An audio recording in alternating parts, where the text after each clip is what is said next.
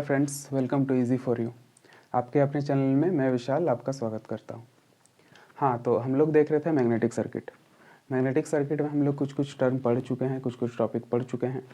आज हम लोग देखेंगे ये दो topic, inductance and self inductance क्या होता है, और फॉर्मूला देखेंगे रिलक्टेंस का क्या होता है और सेल्फ इंडक्टेंस का क्या होता है। ठीक है, तो चलिए शुरू करते हैं। फर्स्ट टॉपिक है हमारा इंडक्टेंस और सेल्फ इंडक्टेंस। इंडक्टेंस और सेल्फ इंडक्टेंस। अच्छा, इसको हम लोग जनरली कैपिटल एल से भी रिप्रेजेंट करते हैं। हाँ, तो सेल्फ इंडक्टेंस को हम लोग कैपिटल एल से भी रिप्रेजेंट करते हैं। अच्छा, इसमें जो लिखा हुआ है इंडक्टेंस और सेल्फ इंडक्टेंस, ये कहीं ना कहीं ये जो शब्द है वो हमारा इंडक्टर से लिया हुआ है। अच्छा, अब आप बोलिएगा इंडक्टर क्या होता है। तो इंडक्टर जो होता है वो क्या होता है, एक सिंपल एक कॉइल होता है। ये जो कॉइल है ना, इसी को हम लोग इंडक्टर बोलेंगे। अब आप बोलिएगा कॉइल क्या होता है। कॉइल कुछ नहीं, एक तार ले लेते हैं, सिंपल तार जो है उसी को बीच से लपेट दे रहे हैं हम लोग। इस तरह से गोल गोल गोल गोल करके अगर हम उसको बना देते हैं, ऐसे राउंड राउंड राउंड राउंड इस तरह से हम लोग शेप में दे देते हैं, तो वो एक कॉइल बन जाता है। और इसी कॉइल को ही हम लोग क्या बोलते हैं, इंडक्टर बोलते हैं। ये बेसिक बात है, आप लोग को पता है। हाँ, तो इसमें जो होता है, इसमें क्या होता है, इंडक्टर जो होता है इसमें एक प्रॉपर्टी होता है, उस प्रॉपर्टी को हम लोग क्या बोलते हैं, इंडक्टेंस बोलते हैं। ठीक है, इंडक्टर का प्रॉपर्टी को इंडक्टेंस बोलते हैं।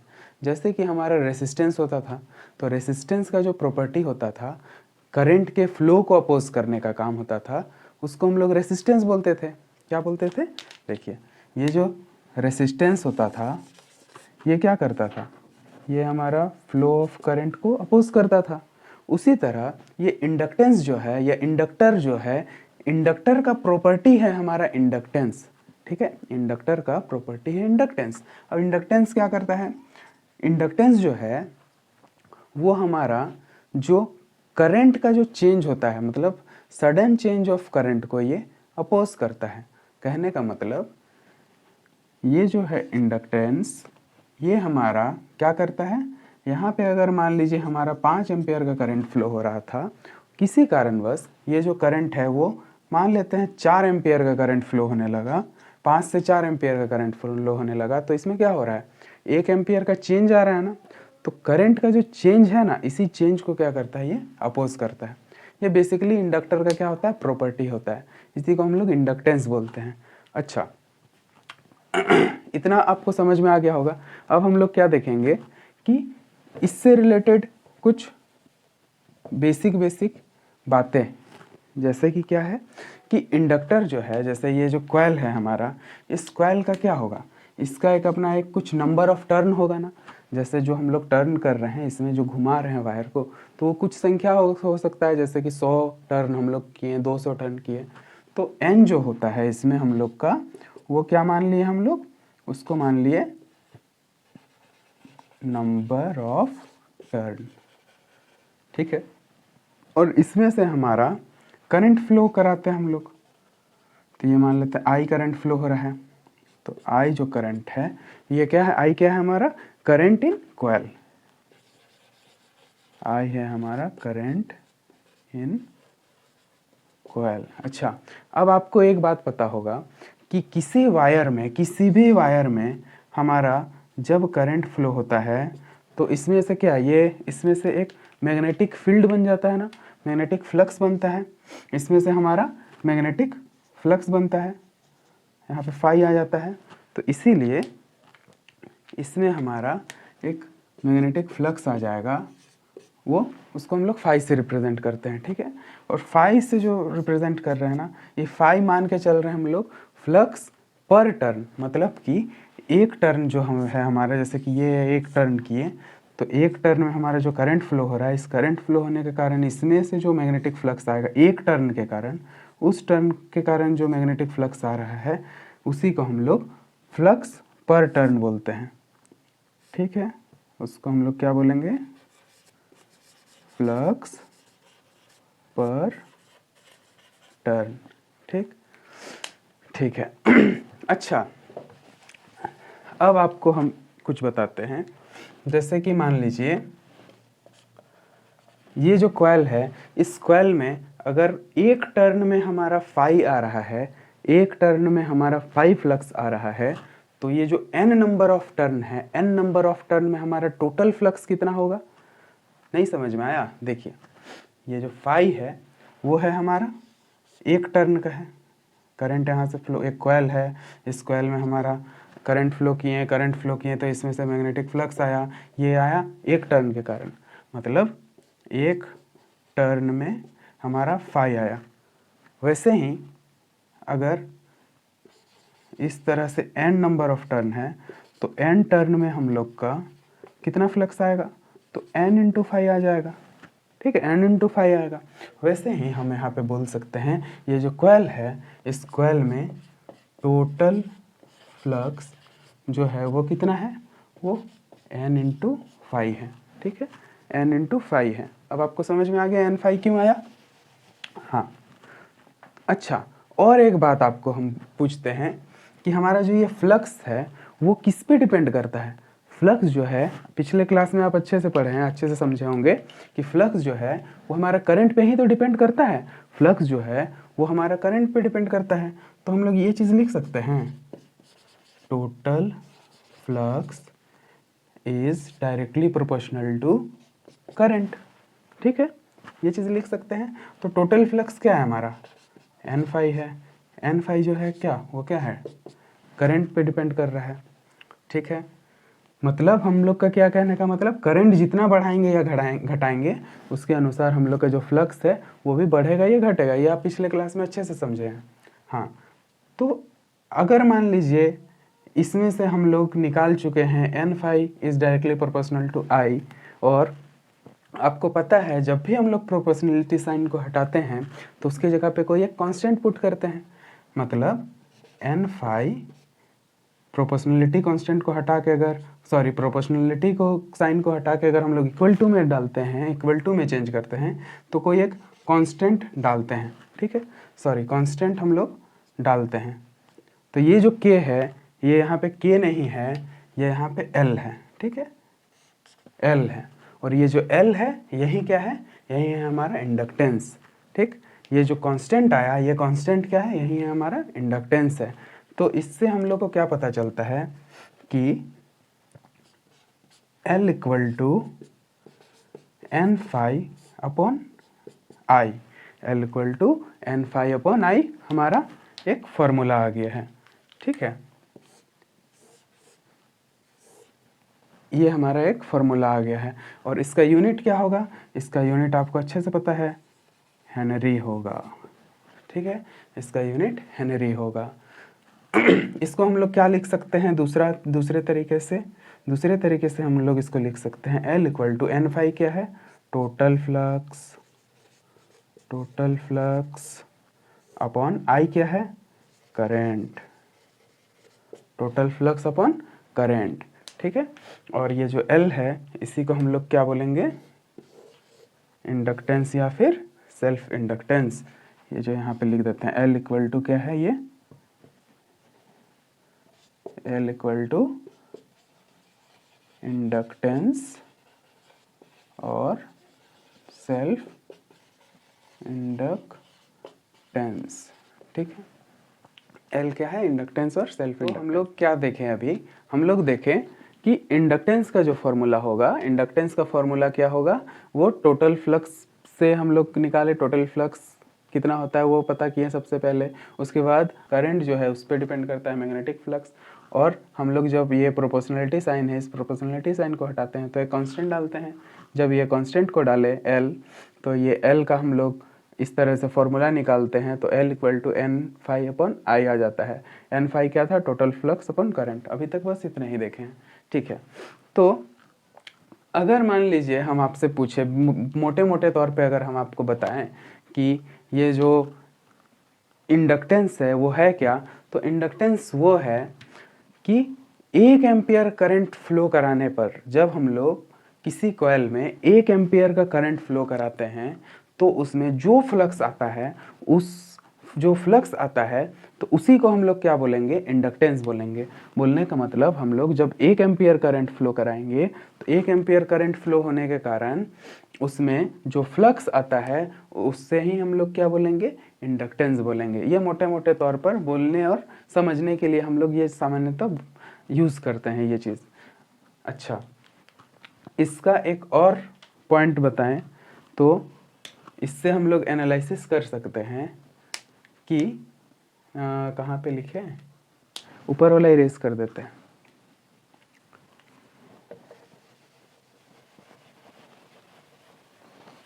साथ साथ आप लोग लिख भी सकते हैं, ठीक है ना।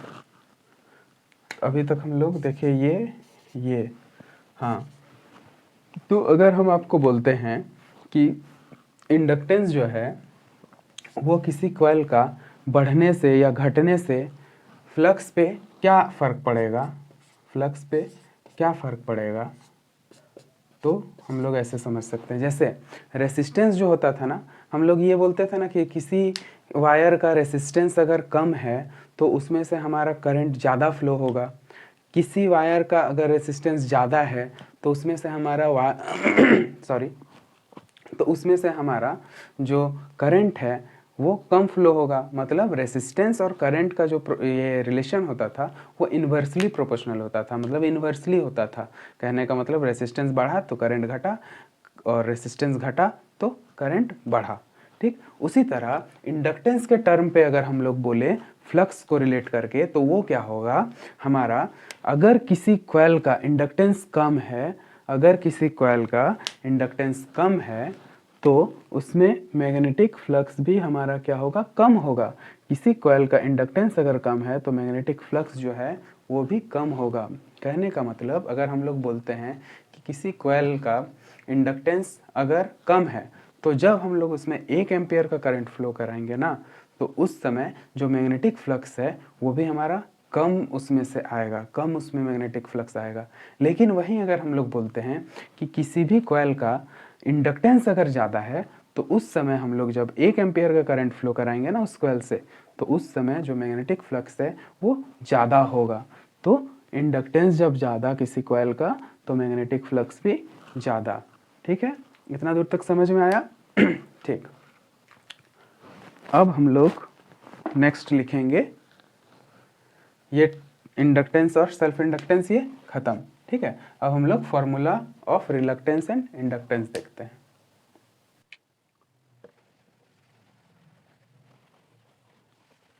तो इंडक्टेंस और सेल्फ इंडक्टेंस आपको समझ में आ गया।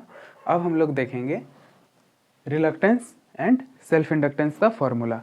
ठीक है, तो इसके लिए आपको पिछले क्लास में याद होगा बी बताए थे। बी क्या होता है, ये होता है magnetic flux density. Magnetic flux density, इसका फॉर्मूला क्या होता था, इसका फॉर्मूला होता था फाई अपॉन ए। फाई अपॉन ए, एरिया होता था ए, फाई मैग्नेटिक फ्लक्स होता था। दूसरा आप देखे थे एच। एच क्या होता है, एच होता है magnetic field intensity. Magnetic field intensity ये क्या होता था, ये एन आई अपॉन एल होता था। ठीक है, ये एन आई अपॉन एल होता था।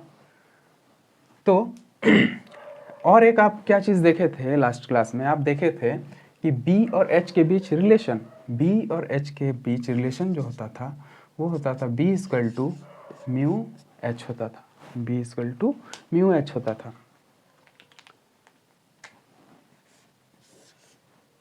तो ये जो बेसिक फॉर्मूला था phi upon A magnetic flux density का और मैग्नेटिक फील्ड इंटेंसिटी का एन आई अपॉन एल, ये दोनों फॉर्मूला को कुछ छेड़छाड़ करके हम लोग अभी निकालेंगे रिलक्टेंस का फॉर्मूला क्या होता है।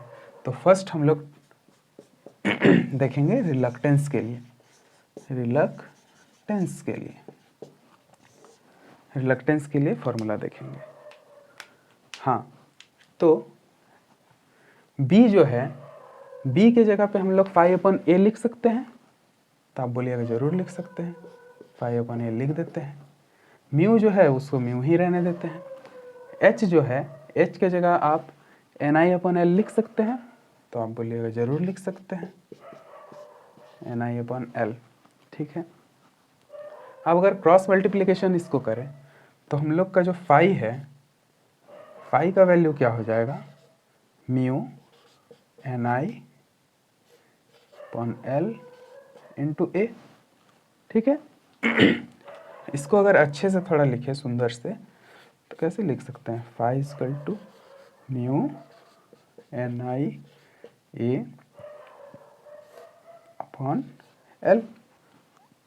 इसमें n जो है वो नंबर ऑफ टर्न है, I current in a coil, A area of coil, L length of coil, mu permeability of material, ठीक है। तो इसमें से हम लोग क्या कर सकते हैं, इसमें से हम लोग कुछ ऐसा करें ना कि म्यू और ए जो है वो जो ऊपर में है उसको नीचे लेकर जाते हैं, तो फ्लक्स का वैल्यू क्या आ जाएगा सॉरी इधर नहीं दिख रहा होगा, इधर लिखते हैं। फ्लक्स को हम लोग फाई को क्या लिख सकते हैं, NI/ जो L है, इस L को वैसे ही लिखते हैं। अगर ऊपर में कोई क्वांटिटी अगर मल्टीप्लाई में है तो आपको अच्छे से पता है उसको नीचे ले जाने के लिए हम क्या करते हैं, डिवाइड करते हैं। तो म्यू और A जो है इसको हम लोग L से डिवाइड कर देंगे, ठीक है। इतना दूर तक क्लियर है अच्छे से। तो अब आप क्या देख रहे होंगे, बेसिक ओम्स लॉ जब पढ़े थे हम लोग, जब हम लोग क्या कर रहे थे, कंपेयर कर रहे थे मैग्नेटिक सर्किट और इलेक्ट्रिक सर्किट को, तो मैग्नेटिक सर्किट में हम लोग देखे थे कि flux equal to MMF upon reluctance होता है, ठीक है। तो आप यहाँ पे देख रहे होंगे कि फ्लक्स जो है वो फ्लक्स के जगह पे फ्लक्स है, MMF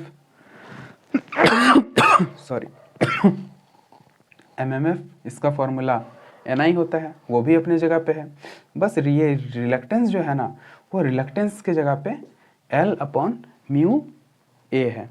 तो हम लोग इससे क्या पता कर सकते हैं कि जो रिलक्टेंस होता है, रिलक्टेंस इसका फॉर्मूला ये डायरेक्ट लिख सकते हैं L/μA।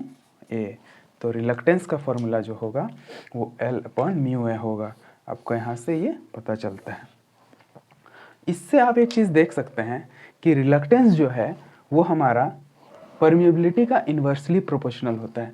तो आप वो भी लिख सकते हैं यहाँ पे, रिलक्टेंस जो है वो इन्वर्सली प्रोपोर्शनल होता है परमिएबिलिटी का, ठीक।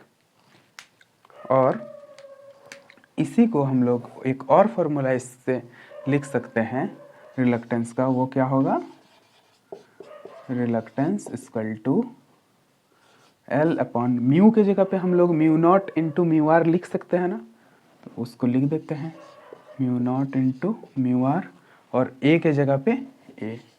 तो ये भी एक फॉर्मूला होता है, ठीक है। तो रिलक्टेंस का फॉर्मूला हम लोग निकालने सीख गए और समझ गए कि रिलक्टेंस कैसे निकाल सकते हैं। तो आपको ये अच्छे से समझ में आ गया होगा। अब हम लोग देखते हैं सेल्फ इंडक्टेंस का फॉर्मूला। इसको आप नोट कर सकते हैं, ठीक है, साथ साथ नोट कर लीजिएगा।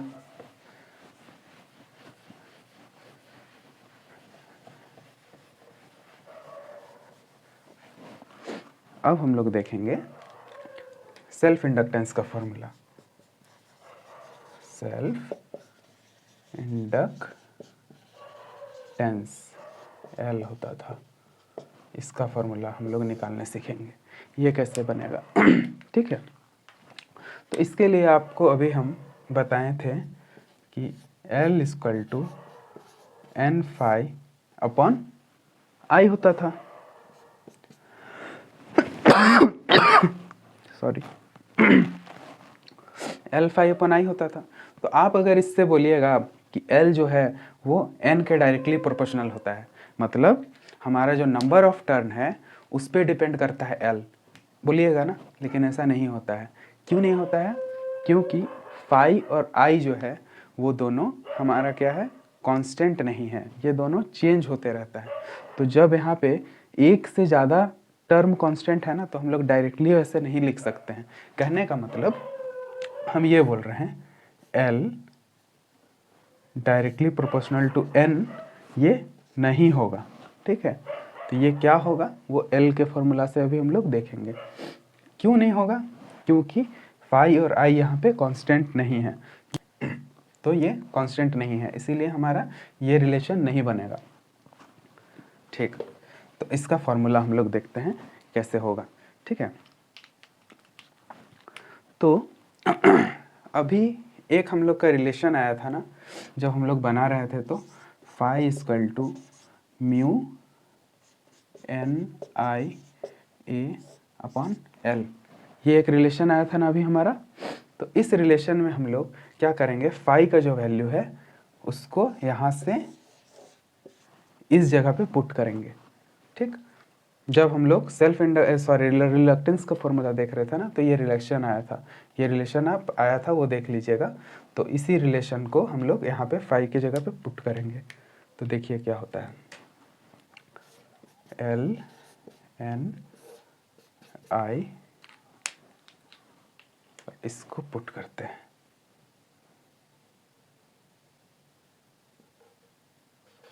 Mu N I A upon L नीचे, ठीक है। तो आप इससे देख पा रहे होंगे कि ये जो आई है वो आई इधर से कट जाएगा, ठीक।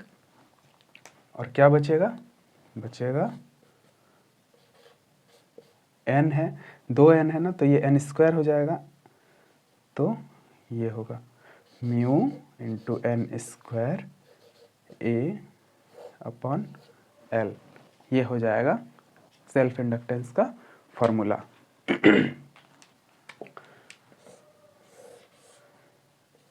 ये सेल्फ इंडक्टेंस का फॉर्मूला होगा। इसमें हमारा म्यू जो है वो परमेबिलिटी ऑफ मीडियम है, ठीक है, या परमेबिलिटी है। एन जो है वो नंबर ऑफ टर्न है, ए जो है वो एरिया है, एल जो है वो क्या है, लेंथ ऑफ कॉइल है। सॉरी, इसमें म्यू जो है वो परमिएबिलिटी है, एन जो है वो सॉरी ए जो है एरिया है, एल जो है वो लेंथ ऑफ कॉइल है, एन जो है वो नंबर ऑफ टर्न है। तो आपको यहाँ पे दिख रहा होगा कि किसी भी कॉइल का या फिर किसी भी कंडक्टर का जब हम लोग कॉइल बनाते हैं, तो ये सब जनरली परमेबिलिटी, एरिया और लेंथ जो है, कॉइल जो है लेंथ का, ये कांस्टेंट है। नंबर ऑफ टर्न क्या है, इसको हम लोग बढ़ा या घटा सकते हैं अपने अनुसार। तो इससे आपको समझ में आ रहा होगा, एल जो है वो डायरेक्टली प्रोपोर्शनल होता है एन स्क्वायर के, ठीक। तो इसको भी आप अच्छे से नोट करके याद रखिएगा। क्या क्या याद रखना है, एक सेल्फ इंडक्टेंस का फॉर्मूला, दूसरा सेल्फ इंडक्टेंस और नंबर ऑफ टर्न का जो रिलेशन होता है वो स्क्वायर टाइम्स होता है, वो आप अच्छे से याद रखिएगा। ये हमेशा क्वेश्चन में पूछता है और हम लोग गड़बड़ कर देते हैं।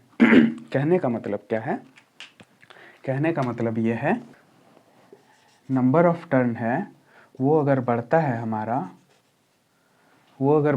हमारा, तो इंडक्टेंस जो है वो 2 टाइम्स बढ़ जाएगा, मतलब स्क्वायर टाइम्स बढ़ता है, ठीक है, ज़्यादा बढ़ेगा।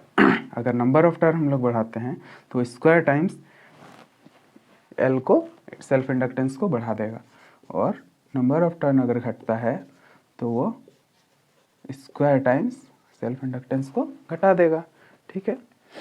तो इतना कुछ अभी हम लोग देखें। तो हम लोग आज के वीडियो में क्या क्या देखे हैं, हम लोग आज के वीडियो में देखे हैं इंडक्टेंस और सेल्फ इंडक्टेंस के बारे में, फिर फॉर्मूला देखे रिलक्टेंस और सेल्फ इंडक्टेंस का। तो कंक्लूजन में अगर हम लोग लिखते हैं, तो कंक्लूजन में हम लोग क्या क्या लिखेंगे कि रिलक्टेंस जो है उसका फॉर्मूला, रिलक्टेंस का फॉर्मूला क्या होता है, रिलक्टेंस का फॉर्मूला होता है एल अपॉन म्यू है। और दूसरा सेल्फ इंडक्टेंस। सेल्फ इंडक्टेंस का फॉर्मूला, सेल्फ इंडक्टेंस का फॉर्मूला क्या है, ये है।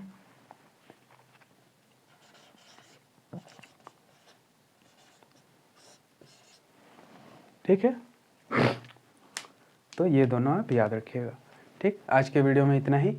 तबीयत थोड़ा सा ख़राब है, इसीलिए वीडियो आने में लेट हुआ, उसके लिए सॉरी। जय हिंद, जय भारत।